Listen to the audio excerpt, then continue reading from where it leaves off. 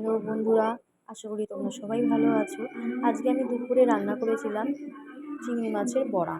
চিংড়ি মাছ, পেঁয়াজ, রসুন কুচি, তারপরে নুন, মিষ্টি আর সামান্য একটু কাঁচা লঙ্কা কুচি দিয়ে দিয়েছিলাম, আর শুকনো লঙ্কার গুঁড়ো, বেসন আর চালের গুঁড়ো দিয়ে ব্যাটারটা পুরো বানিয়ে নিয়েছিলাম।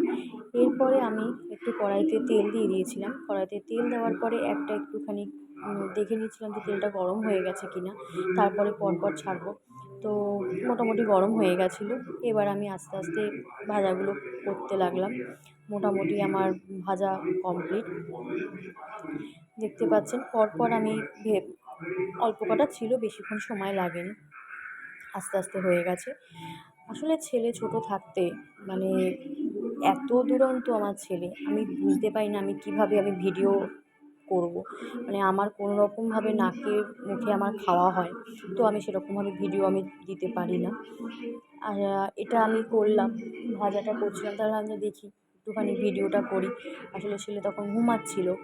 আমি অনেককেই দেখেছিলাম যে ভিডিও দেয়, খুব সুন্দর, তাদের ছেলেই আছে, মেয়ে আছে, ছোট ছোট বাচ্চা। কী করে দেয় আমি জানি না। আমার মোটামুটি ভাজা কমপ্লিট। টাটা, আবার পরের ব্লগে দেখা হবে।